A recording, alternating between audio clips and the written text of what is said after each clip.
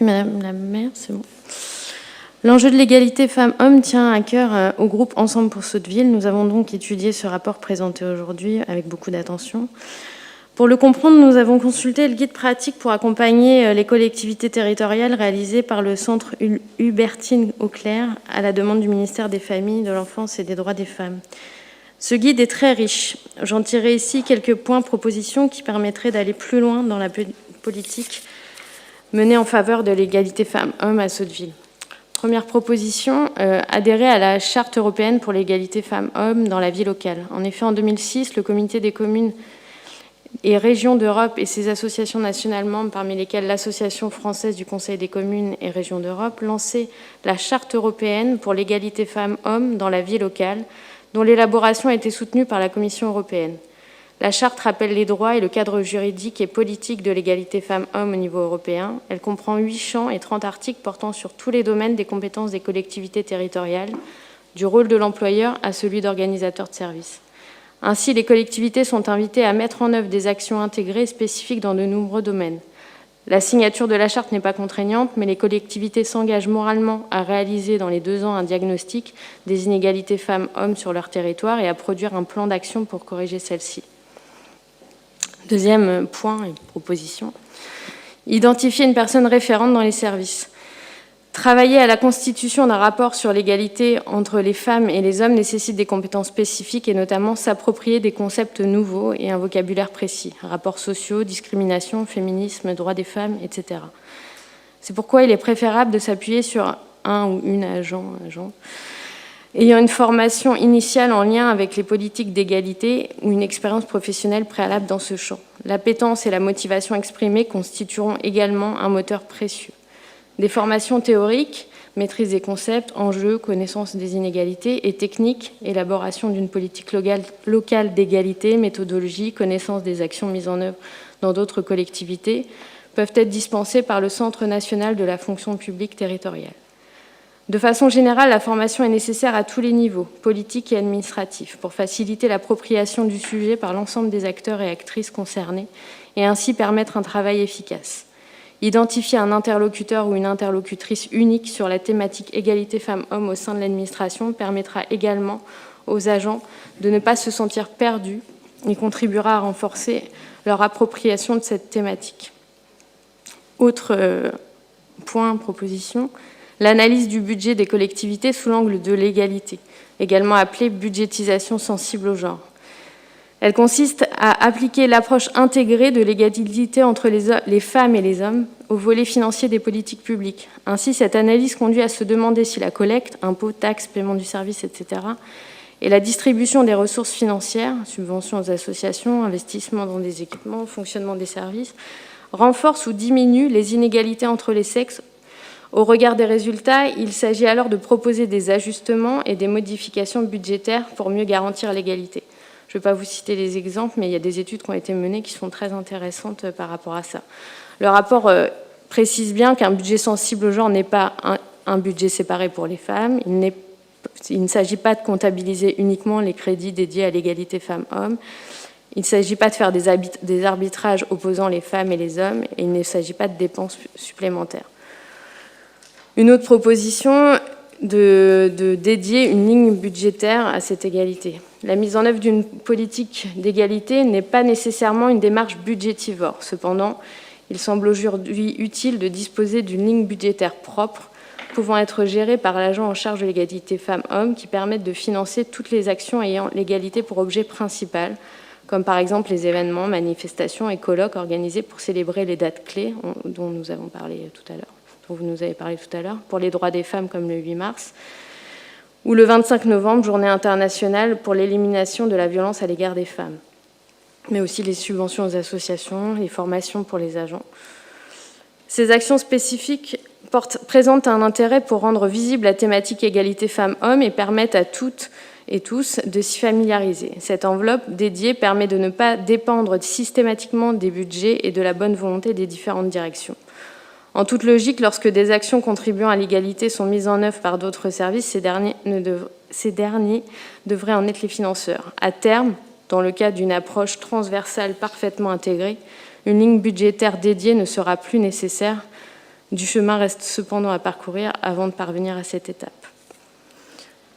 Enfin, s'inscrire dans le long terme, l'égalité femmes-hommes est une politique qui nécessite du temps. La prise de conscience initiale nécessite elle-même un long processus.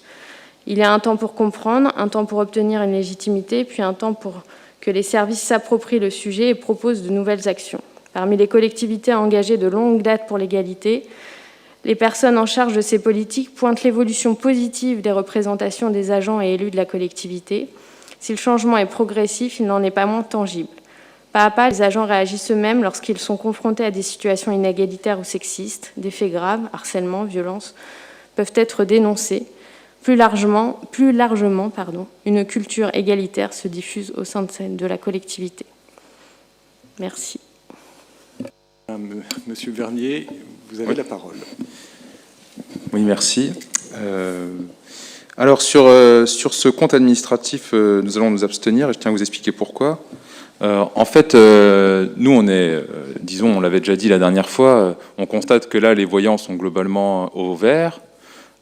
Ici, là, sur le graphique, si je comprends bien, ce qui est en bleu foncé, ce qui est en bleu clair, c'était ce qui était censé arriver. Enfin, je sais pas, le graphique, il n'y a pas d'indication sur ce que ça représente, le bleu clair et le bleu foncé. Mais en tout cas, ce qu'on voit, c'est que les indicateurs sont au vert, comme je disais. On baisse l'endettement de 6 ans à 5 ans. Si on prend l'excédent 2019 reporté en 2019, donc il était à 1,8 million, et là on est à 4,3 millions. La clôture de l'exercice est bien plus élevée que l'année précédente, alors que l'année est exceptionnelle. Donc nous, ça nous interroge quand même, parce que dans une année aussi spécifique, où il y a eu autant de difficultés sociales de la part de la population, de se retrouver avec des comptes aussi excédentaires, même s'il y a des effets d'aubaine et qu'il y a quand même des choses qui ont participé à aider les comptes, il n'empêche que ça nous paraît, disons, un peu à contre-courant de ce qui se passe dans la société. Donc ça veut dire qu'il y avait des marges de manœuvre sur ce budget pour pouvoir en faire davantage auprès des Sottevillaises et des Sottevillais. Donc on s'abstiendra. Merci. La ville rajeunit. La ville rajeunit, c'est une bonne chose. Il faut toujours se dire qu'avoir des enfants en plus dans une ville, c'est quelque chose de positif, c'est pas une contrainte. Mais il faut des services publics en capacité de répondre à cette nouvelle donne désormais. Et vous savez que nous, on a défendu pendant la campagne municipale, et on continue de le défendre, et on continue de penser que c'est nécessaire de faire une nouvelle école à Sotteville. L'idée de faire une école modulaire, comme il est proposé dans ce budget, est une idée intéressante, mais qui permet simplement une transition pour réparer les écoles et éviter un plantage comme celui qu'on a connu à Gadaud-de-Querville, qui a quand même engendré une augmentation de 1,1 million d'euros sur le budget de rénovation de l'école. Donc, c'est indispensable de faire cette école modulaire, mais il est encore plus indispensable de faire une nouvelle école. En effet, une fois les écoles rénovées, elles continueront d'être bondées, les cours surchargés et les cantines débordées, vous le savez bien. Difficile de respecter d'ailleurs les règles sanitaires dans de telles conditions. Pourtant, dans l'agglomération, d'autres communes construisent des écoles. C'est le cas de Saint-Étienne-du-Rouvray. Madame la maire aime bien citer Saint-Étienne-du-Rouvray. Eh ben, moi aussi, je le cite. Mais c'est aussi le cas de Rouen, qui, il me semble, est une ville gérée par un socialiste. Donc, il y a bien des projets de construction d'écoles dans d'autres communes. Et en plus, à Rouen, la population diminue. Donc, comme quoi, ça peut être aussi intéressant, même dans d'autres situations. Ensuite, concernant la renaturation, qui est indiquée dans la délibération. Un grand effort est indispensable à Sotteville sur cet aspect. La dernière décennie, et aussi le dernier mandat en particulier, a été marqué par le bétonnage et l'artificialisation des sols à Sotteville. Le cas le plus emblématique, c'est celui de la place d'Hôtel de Ville, ou plutôt devrais-je dire le parking de l'Hôtel de Ville. Cette place est un îlot de chaleur en plein centre-ville et est totalement aberrante face au changement climatique. De plus, sous cette place d'Hôtel de Ville, ou ce parking, il y a déjà un parking souterrain de 130 places qui est très souvent vide, sauf les jours de marché, où justement au-dessus, ce n'est plus un parking, mais utilisé comme une place. Donc nous, déjà, le fait d'avoir fait ça, ça ne nous inspire pas vraiment confiance pour la suite. Et quand on voit que le seul projet de renaturation cité dans le document, en tout cas de ce qu'on a pu en lire, peut-être que vous allez nous en dire davantage ensuite, c'est le réaménagement de l'espace Marcel Lotz, qui est déjà un espace vert, cela nous paraît assez douteux. Ensuite, il y a également un projet d'investissement qui porte sur la vidéosurveillance pour un montant de 110 000 €. lors du dernier conseil, lorsqu'on avait parlé de la vidéosurveillance, vous nous avez dit c'est pas la vidéosurveillance, si mes souvenirs sont bons, c'est la vidéoprotection. Bon là, il y a écrit vidéosurveillance. Alors, nous, on est opposés à la surveillance généralisée, mécanisée, informatisée et numérisée. La violence qui existe dans notre société doit être combattue à la racine, notamment en luttant contre la détresse sociale et en permettant à chacun de trouver sa place dans la société. Mais ce qu'il faut aussi, tout de même, ce sont des moyens humains. Ce qui, à Sotteville, est déficitaire, puisque la police municipale est anémique, étant donné que vous ne réussissez pas à embaucher des agents dans la police municipale, notamment pour lutter contre les violences de toutes sortes, comme les violences sexistes, le harcèlement et toutes sortes de problèmes qui peuvent exister dans une ville de cette taille-là. Nous demandons par ailleurs, plutôt que de surveiller à tout va, une meilleure coordination entre les services de police municipaux et nationaux, avec les services judiciaires, les institutions telles la TCAR ou les offices HLM pour prévenir contre la délinquance. Donc, déjà, ça fait déjà beaucoup. Donc pour tout ça, nous voterons contre ce budget, qui par ailleurs n'a pas été construit de façon participative avec les habitants, et ce qui nous incline d'autant davantage à voter contre. Véronique Christol a demandé la parole, elle a la parole. Oui, merci Madame la maire. Votée en 2019 par la seule majorité macroniste, la loi de transformation de la fonction publique concerne pour l'essentiel la fonction publique territoriale, 65 articles sur 95. Elle ouvre la porte à de nombreux risques de conflits sociaux. Parmi ces dispositions, on y retrouve le temps de travail des agents qui doit être de 1607 heures sur l'année. Cette disposition, qui annule tous les accords plus favorables au temps de travail, doit s'imposer au plus tard en juin 2021. Les fonctionnaires territoriaux qui ont été encensés en période de crise sanitaire pour leur travail de première ligne, agents des crèches, de restauration collective, de centres de santé, de voirie ou d'espaces verts, voient leur rémunération bloquée depuis 2010 avec le gel du point d'indice. Maintenant, leur salaire est environ 400 € en dessous de celui du privé et aujourd'hui, on voudrait supprimer leur conquis, fruit de luttes et de négociations au fil des ans. De nombreuses dispositions relatives aux congés et autorisations d'absence ne pourront plus s'appliquer comme les jours du maire, le jour de médaille ou pour fractionnement des congés, sont également inscrites dans cette loi. Il en est de même pour le fonctionnement des instances, des protocoles d'accord sur les droits syndicaux, notamment avec la création d'un comité social territorial issu de la fusion des CT et des CHS actuels. Pour nous, cette régression pour les agents est inacceptable. Et j'en profite ici pour remercier tous les personnels pour leur implication dans cette période. Enfin, il est précisé que le gouvernement pourra légiférer par ordonnance dans plusieurs domaines, comme le recrutement, la formation, les règles de négociation, la santé au travail ou la protection sociale. Elle est inacceptable également au vu du statut de la fonction publique d'une manière générale et de la libre administration des collectivités. On peut en effet y voir une nouvelle mise sous tutelle des collectivités par l'État. Madame la maire, quelle est la position de la commune sur cette question et comptez-vous mettre en place les dispositions de cette loi ou comptez-vous, comme le proposent notamment les élus communistes et républicains en lien avec les agents, la combattre? Alors, je me permets à cet instant, et au moment où je vous parle, où je vous pose cette question, je ne peux m'empêcher avec mes collègues d'avoir une pensée émue pour Didier Baril, militant syndical CGT qu'il a créé dans notre commune. Et nous n'avons aucun doute sur le sujet. Didier se serait forcément opposé à l'application de cette loi et nous souhaitions le saluer ce soir son engagement. Madame la conseillère municipale, je vais vous répondre, mais je trouve que ce n'est pas décent de faire parler des absents, surtout quand ils sont absents pour cette raison-là. Vous avez raison en ce qui concerne cette loi, appelée trompeusement loi de transformation de la fonction publique et votée dans le secret de l'été 2019, le 6 août pour parler précisément. Cette loi, c'est bien l'expression de ce que le gouvernement et sa majorité ont comme considération pour la fonction publique en général et la fonction publique territoriale en particulier. Elle n'est que le reflet d'un certain mépris que la crise sanitaire actuelle a souligné. Parce qu'à chaque instant, aucune des décisions prises ne l'a été avec une concertation préalable entre le gouvernement et les acteurs de terrain que nous sommes. Parce que les collectivités territoriales elles sont quand même essentielles à la gestion quotidienne de cette période qui est inédite.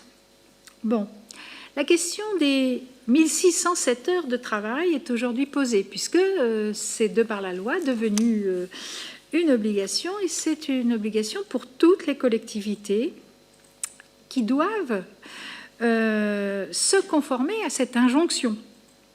La mise en œuvre sera effective, elle est prévue au 1er janvier 2022.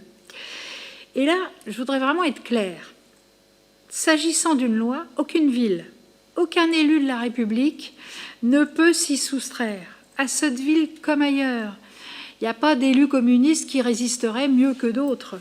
La loi s'applique. J'insiste sur ce point parce que je ne connais aucune collectivité, quelle que soit sa couleur politique, qui envisage de ne pas se conformer à cette obligation réglementaire.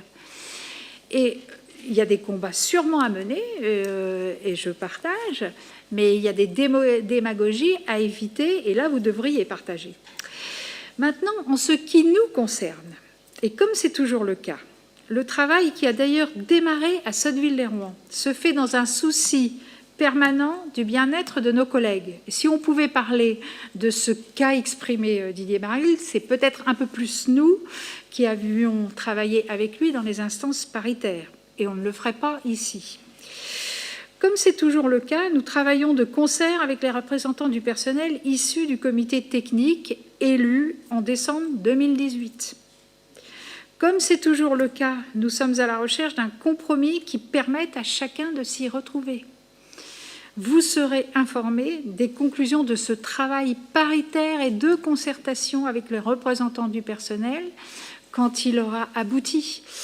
Et a priori, on peut imaginer que ce soit en octobre 2021, à l'occasion d'une délibération que nous présenterons en conseil municipal afin de donner le cadre effectif du temps de travail dans la collectivité. Voilà ce que je pouvais vous répondre. Vous pouvez reprendre la parole, madame, si vous le souhaitez. Oui. Allez-vous mener au moins quelque chose pour la combattre ?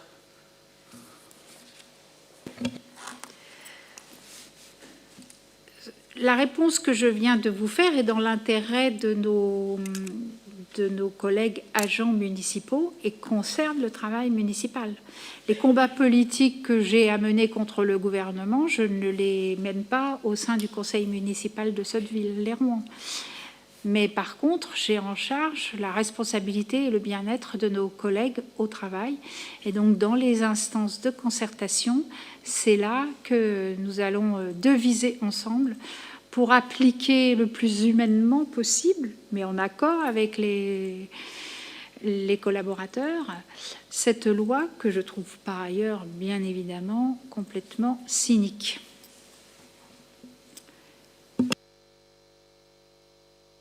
Question numéro 2, il s'agit du soutien au Trianon, et c'est Alexis Vernier qui la pose. Bon, merci. Depuis le vendredi 12 mars, le théâtre des Deux Rives à Rouen est occupé par des intermittents du spectacle. Ils s'indignent du sort réservé à la culture, notamment le fait d'avoir fermé toutes les salles. Comment expliquer que les musées soient fermés, tandis que tant de lieux de consommation de masse restent ouverts ? Alors, j'ai appris là qu'on confinait ici, apparemment, donc bon, ça va peut-être changer. Mais je lis la question. Bon, quant au théâtre et cinéma, des expérimentations ont été menées, en particulier en Espagne, pour estimer la propension de ces lieux à devenir des clusters. Ces expérimentations montrent qu'il n'y a pas de contamination si des règles sanitaires strictes sont respectées, notamment avec une jauge adaptée. Il est vraiment regrettable d'être toujours dans l'impossibilité de pouvoir déposer des motions ou des vœux. Nous sommes concernés directement ici à Sotteville. Nous aurions voulu apporter un soutien officiel et institutionnel au Trianon et à tous les lieux de culture. Déposer un vœu, c'est s'écouter parler, vous nous disiez il y a quelques mois, quand nous avons voulu déposer un vœu sur la 5G. Nous ne le pensons pas. À nos yeux, un soutien officiel à une cause locale venant d'un conseil municipal participerait à la pression politique nécessaire pour obtenir des changements. Faute de pouvoir le faire au nom du conseil municipal, notre groupe apporte tout son soutien aux revendications de ceux qui luttent ici et ailleurs pour que la culture puisse vivre. Edwige Panier a la parole pour vous répondre. Merci. Je ne reviendrai pas ici sur la question des vœux. Vous connaissez notre position et celle-ci n'a pas changé. S'agissant du Trianon, je souhaite porter à votre connaissance certains éléments qui vous éclaireront sans doute. Tout d'abord, votre question est l'occasion, et je vous en remercie, de rappeler que la ville, dans cette période de crise, a maintenu l'ensemble de ses subventions aux associations et donc au Trianon. Vous avez pu voir un peu plus tôt dans ce conseil que la contribution de la ville est importante. Mais c'est le niveau d'engagement qu'il faut avoir pour assurer une animation culturelle et une programmation de qualité. Si la ville est de loin le principal financeur du Trianon, l'association, qui est une scène conventionnée par le ministère de la Culture, reçoit également des financements de l'État, de la région Normandie, du département de Seine-Maritime. Et là encore, les subventions ont été toutes maintenues. Par ailleurs, la salle de spectacle et l'ensemble de ses équipements sont mis gracieusement à disposition du Trianon, ce qui fait que la question des loyers ne s'est pas posée. Le Trianon a par ailleurs eu recours au dispositif d'activité partielle pour ses salariés. La billetterie du Trianon représente au final une partie assez faible des recettes totales, soit environ 10%. Globalement, la situation actuelle du Trianon, la situation financière du Trianon est aujourd'hui correcte et ne mérite pas d'action complémentaire. Maintenant, si on veut parler du monde de la culture et de la période extrêmement difficile qu'il traverse, je pense que plus que des vœux, ce qui compte, ce sont des actes. La ville, en 2020, nous l'avons dit, a indemnisé l'ensemble des compagnies à hauteur de 50% des coûts des spectacles initialement prévus dans le cadre de Vivacité et a payé intégralement les intermittents du spectacle qui contribuent à la préparation de l'événement. En 2021, l'édition un peu particulière de Vivacité aura un coût inférieur à ce que nous connaissons d'habitude, mais le montant consacré aux dépenses artistiques, c'est-à-dire aux coûts de cession, sont équivalents à celui d'une édition classique. Il y a également la question des femmes et des hommes qui travaillent ou aspirent à travailler dans le secteur de la culture. Je veux parler ici non pas seulement des intermittents, mais aussi des étudiants en cycle d'orientation professionnelle, des conservatoires, des écoles de cinéma et d'art dramatique, et j'en passe, qui, eux aussi, souffrent de cette situation. Certains d'entre eux, certains étudiants, peuvent être accueillis dans des structures, et c'est le cas pour plusieurs d'entre eux dans le cadre de la préparation de Vivacité en Escale. Il y a également le monde de l'édition et des commerces de la culture que nous avons soutenus via les livres offerts aux enfants saudevillais et qui ont, là aussi, représenté un engagement fort de notre commune pour pallier l'impossibilité d'effectuer des spectacles dans les écoles dues aux consignes nationales. Rappelons également que notre commune s'est engagée, au travers du fonds de soutien spécifique, à soutenir la culture et le spectacle vivant. Nous avons pu faire bénéficier à ce titre aux Saudevillaises et aux Saudevillais de 2 spectacles du collectif Et Maintenant. C'est aussi une forme de soutien de notre ville à la culture et à ceux qui feront demain en tant que professionnels. Voici des engagements très concrets de notre ville pour la culture. Sotteville est une ville de culture et elle le démontre encore une fois. Sur notre territoire, comme en France entière, cela va bien au-delà des lieux de représentation, comme le Trianon ou l'Atelier 231. Mais cette situation critique touche également le FRAC et les musées, qui ne peuvent ouvrir leurs portes. L'école municipale agréée de musique et de danse, qui ne peut dispenser ses cours qu'aux mineurs. La bibliothèque, qui est ouverte en mode dégradé et qui ne peut proposer d'heures du compte ou d'activités autour du livre ou des expositions.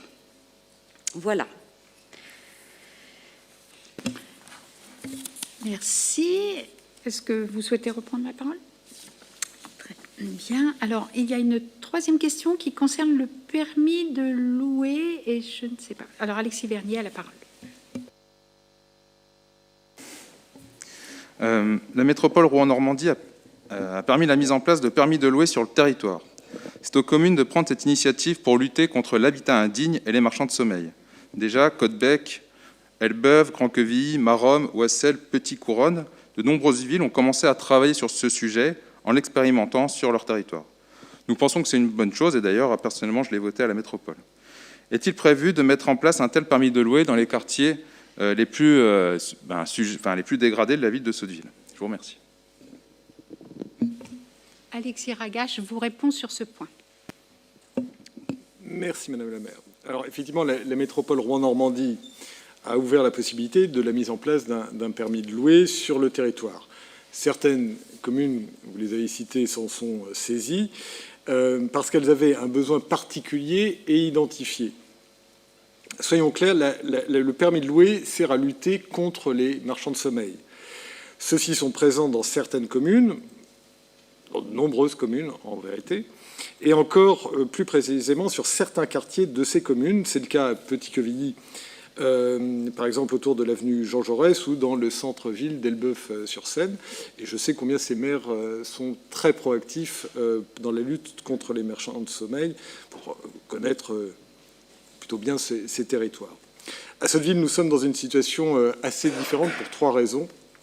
La première, c'est que le phénomène des marchands de sommeil n'est pas aussi prégnant sur la ville que sur d'autres. Il y a là aussi plusieurs raisons. Une des principales est que notre habitat n'est pas particulièrement dégradé. Or, vous le savez, plus les logements sont dégradés, plus cela attire ces propriétaires indélicats. Le second, c'est notre parc de logements. Il est composé pour une grande partie de logements sociaux, donc non soumis au permis de louer, puis dans une proportion aussi importante de propriétaires occupants. Cela laisse donc peu de place pour des marchands de sommeil. En tout cas, ces deux premiers points font qu'un permis de louer à l'échelle de la ville n'aurait pas beaucoup d'efficacité et qu'il serait difficile de le mettre en place dans un secteur déterminé, parce que oui, il faut déterminer un secteur qui, je crois, de mémoire, ne doit pas représenter plus d'un tiers de la ville. Enfin, la troisième raison, c'est l'action de la ville. Nous possédons un service d'hygiène et de sécurité rattaché à nos services techniques, qui est en capacité d'agir rapidement et efficacement pour prévenir la dégradation des logements. Notre service urbanisme est également doté de compétences humaines pour repérer et prévenir ces phénomènes. Enfin, notre commune est exigeante en termes d'insertion des projets immobiliers dans leur environnement. Cette exigence se retrouve, par exemple, dans les orientations d'aménagement et de programmation qui, comme sur le secteur Raspail, visent à la réalisation d'espaces communs qualitatifs, espaces qui contribuent également à résorber et éviter ce phénomène de marchands de sommeil.